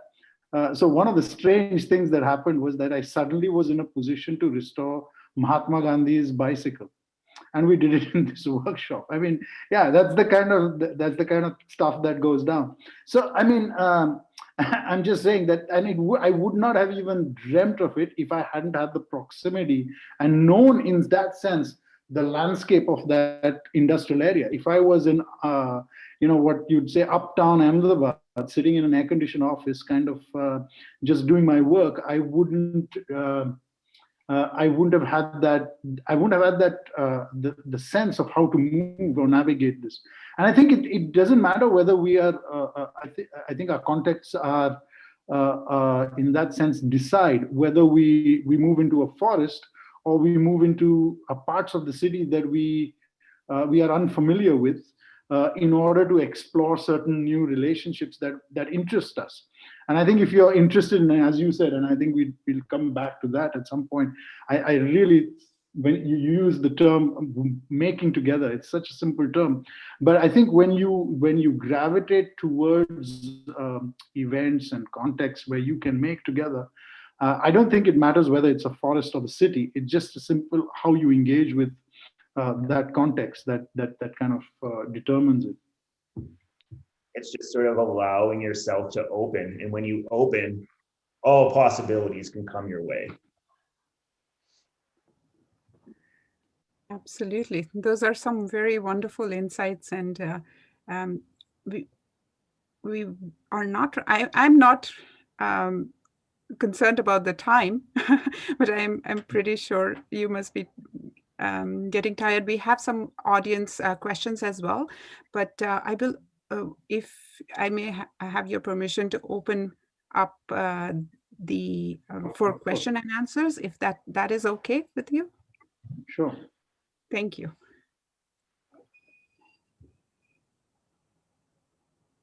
Charlie, would you like to open up the question answer session? I'm just not seeing it right now. No, you can start asking the questions, and then we'll take it from I'll take care of the audience questions. Oh, okay, great. All right, so we do have a first question here, and this is for Riyaz. And you brought up the idea today about how projects can be made up of smaller and ongoing projects. And in an article you wrote called The Conceptual and the Real Understanding and Experience of the City of Ahmedabad, you wrote about how there's cultural variation in the concept of order. So I was wondering if you could speak a little bit about that and how that's impacted with globalization. Yeah. Well, I don't know about the globalization part, but I'll tell you what I was getting at in that article, which actually started with my undergraduate dissertation, was that often we think about order either in top-down or in bottom-up processes, and we often don't look at the dialogue between the two.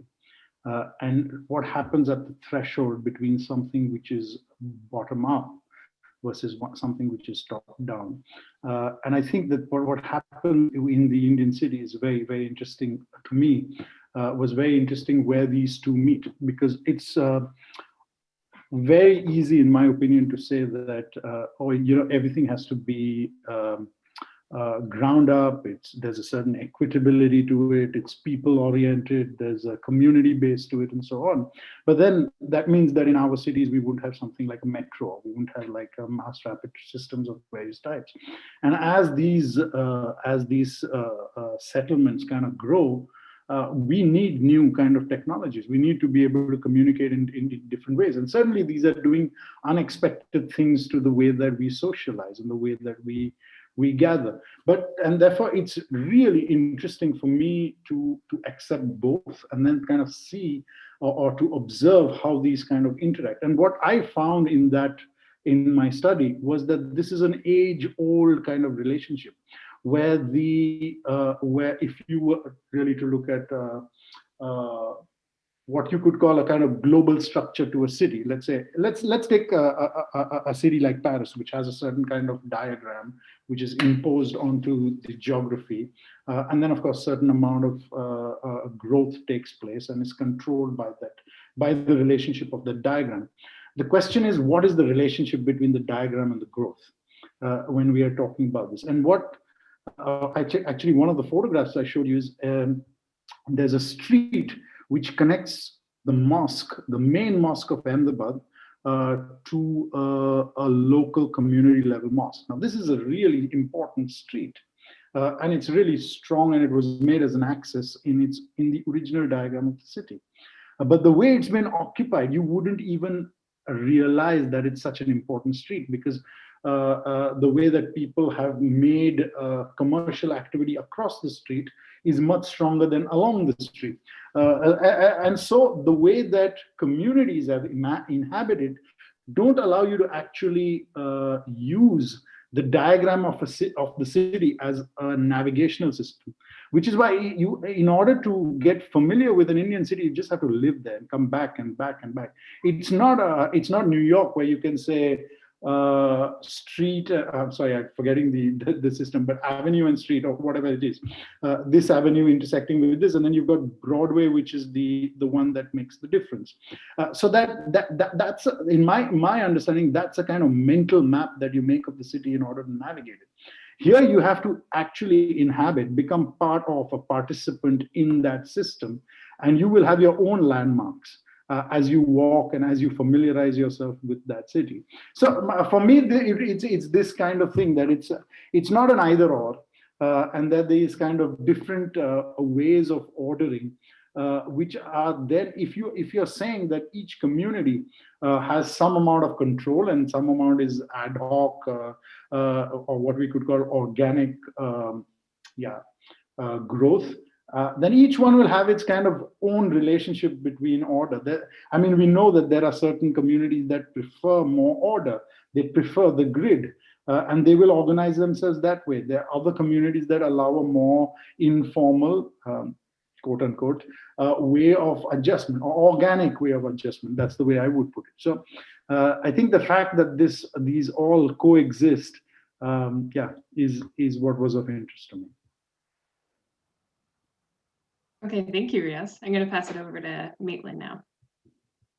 Perfect. Thank you, Charlie. So my question is for Shawn. And as you had stated, you worked on a project with the 2019 Indigenous Initiative Fund, where students in the local Shoal Lake 40 First Nations community were brought together to build structures for feasts and gatherings. And I was kind of hoping that you could take us through any major challenges that you found in respect to bringing your own ideas to the design process and collaborating with the locals. Specifically, did you find that your plans, processes, or approaches to the project needed to be altered in order to support the knowledge shared from the community? Yeah, that's a good question. I think that, yeah, like I think my last comment was like being open, being allowed to be open. I think that that was an important lesson that I learned from this project, in that it's about how you listen. What are the activities that you do that incorporate listening, is what kind of Riyaz and I we're talking about earlier, and how that listening comes together, and being okay with it not having it to suit your vision. And I think being open to that is really, and so I think, our department head, Lancelot Kaur, we were just talking about this the other day, and he said, yeah, it's time for architecture and design to rethink what is valued, to think of a new picture. And I think that's a really nice sentiment. That the project was really simple. It's just trusses, and it's a concrete slab, and it looks pretty standard, but the community was really proud of it. We were really proud of it because of the stories that sort of happened there. And I think that is the value that I saw in the design and in architecture. Awesome. Thank you so much. I think that there was a lot to take from everything that you both said, but like most importantly to myself, obviously through researching you make a large connection to the land, but I think it's almost as important the connection you make to the communities that you both work with that really influence the end goal of your projects. It's really insightful. So thank you both. You're welcome. So I'm going to take over now and ask Riyaz a question. What has been your biggest challenges with researching heritage in terms of protection? Well, one is being able to kind of find a language, almost a vocabulary to describe and understand the issues that we face, particularly in India. And I think Shawn has touched on it in terms of when we look at it in a kind of colonial and post-colonial way. And we find that a lot of the language that goes with heritage and conservation thinking comes from a different context. And it's not to say that it's incorrect or correct, or that's not the issue here. It's just that many of the kind of many of the terms that we use are loaded or have no meaning in the context that we have to practice. And I can take a really simple example of this. It's just the word building. Everything that I've been talking to you about is about bits of buildings. Doing someone who knows how to make one window well, or knows how to do the floor well. And the minute you actually say that the important thing, or the important unit of our built environment is a building, you privilege me and not the guys who actually make it. You privilege me as an architect. And if we are going to look at equity, and we're going to look at labor, and we're going to look at all of that, and therefore, as Shawn has said, that in the making there is a coming together, and in that togetherness there is meaning, then people will only have a kind of value relation to their built environment if we are able to open these categories up. And we're talking about legacy and heritage and all, we're using these words, but the processes that privilege the building as a unit completely sever these communities from engaging with these processes in the meaningful ways that Shawn has demonstrated. So, I mean, just by thinking that I have to, I have to work as that the building is the unit is creating this problem. Whereas if I actually said that the window seat or in some of those drawings that I showed you, those are tiny little shops, that the typologies of engagement are much smaller, yeah, I think that would completely change the way that we would define heritage and so on. And at least in the context I work, it would open up people to rebuild value to the environments, particularly the built environments that they inhabit. And I mean, I just take this opportunity to respond to a question that I read that Shannon asked about the stepwell exhibitions. And this is precisely why the stepwells have become derelict and defunct, that value is now no longer allowed to be built through daily practices, events, inhabitations of those stepwells. And another scale, let's call it a municipality, or let's call it or some kind of local government, steps in and says, oh, we know how to deal with this as heritage.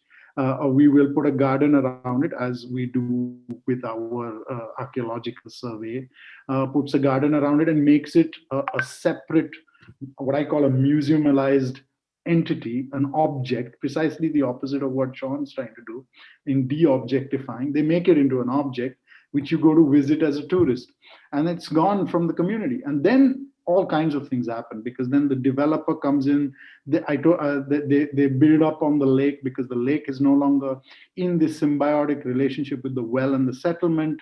They look at it as real estate, they build on it, there's no catchment, the well dies out. And then it's used as a garbage dump. It's a hole in the ground.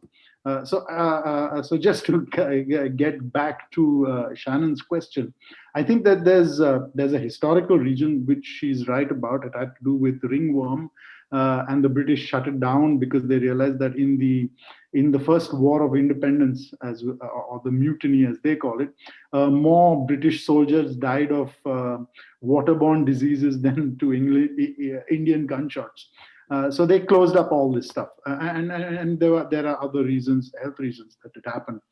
But yeah, we aren't being able to retrieve our connection with these buildings. Thank you so much. Thank you, Riyaz. And Riyaz was referring also to a question that one Shannon from our audience has asked, and she had asked why the stepwells of Ahmedabad are in a dilapidated condition, and why isn't this community or village stepping in? So just to give a context, and thank you very much, Riyaz, for answering that question.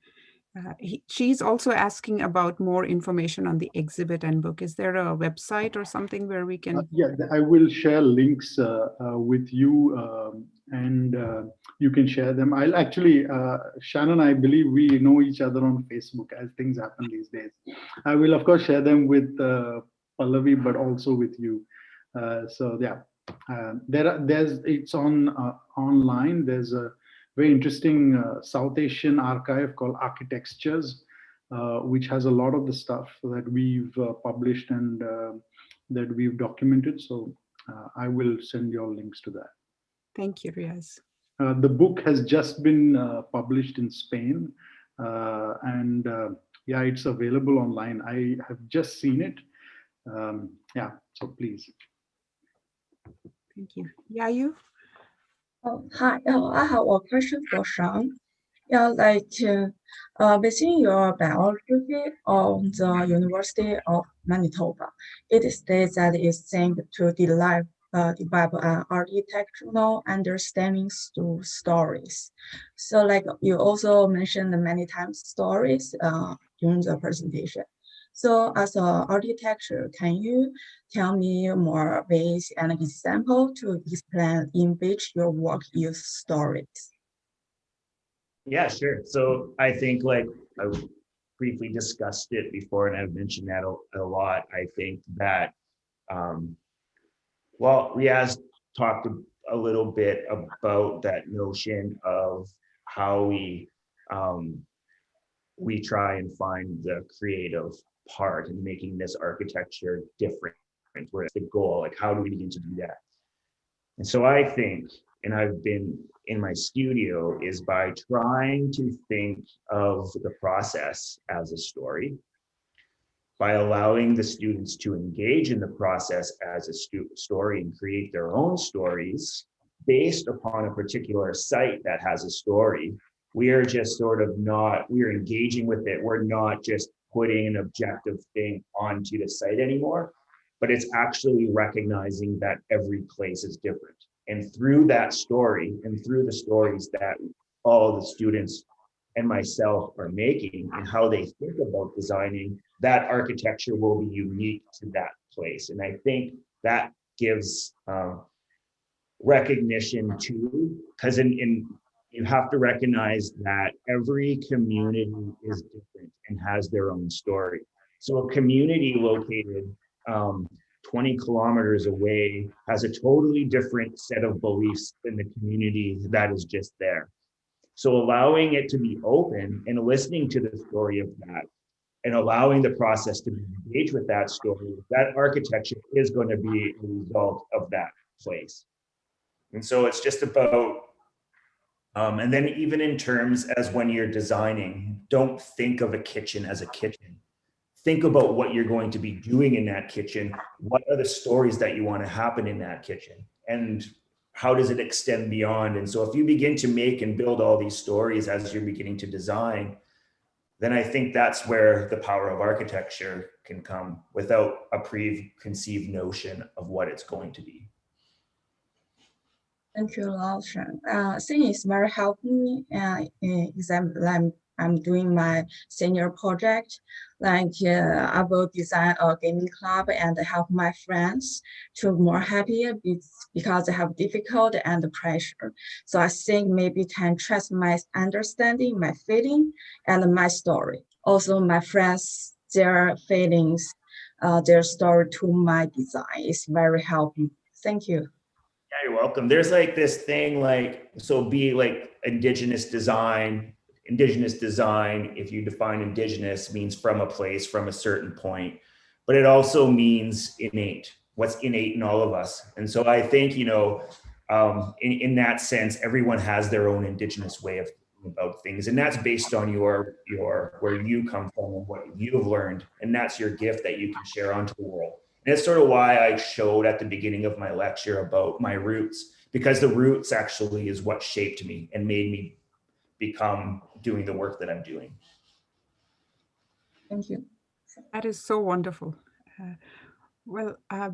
We've been talking for the last 2 hours, but I don't feel tired. It's very energizing, but probably we should continue this conversation in some other format and keep talking about these.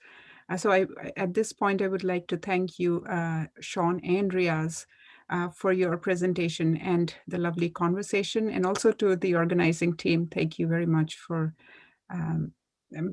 organizing and putting these things together. Also to our audience for being with us and listening to these fascinating insights from the speakers. A recording for this webinar will be available for later viewing as well on Mindful Habitat's YouTube and Facebook page. So if you want to check it out later again, you're welcome to do that. So on that note, again, thank you, and I hope to keep in conversation with you. Thank you very much. It was wonderful, Shawn. Thank you, Pallavi, for this, and to everyone for organizing. Yeah, maybe there's future collaboration. Who knows? Absolutely. I'm looking forward to that. And to the holiday that Riyaz promised. So all are welcome. All right. Okay, thank you, everyone. Bye. Thank you. Thank you. Thank you.